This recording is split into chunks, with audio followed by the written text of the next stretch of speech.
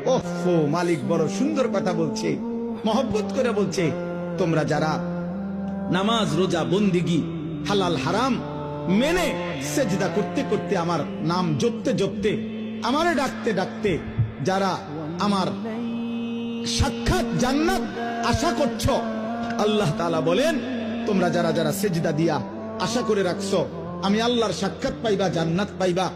আমার বন্দিগি গুনাহ থেকে মুক্ত থেকে, আল্লাহ বলেন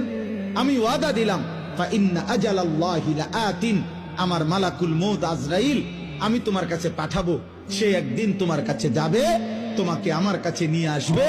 তখন আমি তোমারে আমার জান্নাতও দেব, আমার মোলাকাতও দেব। তুমি একটু সবর করো, আর কয়টা দিন ধৈর্য ধরো, গুনাহ থেকে বাঁচো, আমার সেজদা দাও, এই অল্প কয়টা দিন, এরপরে তোমারে আমার ফেরেশতা নিয়ে আসবে, আমি তোমারে অনন্তকালের জান্নাত দিয়ে দেব। ওয়াহুয়াস সামিউল আলিম, যাই করো আমি সব শুনি, যাই করো আমি সব জানি। আল্লাহ আমাদেরকে তৌফিক দান করুন।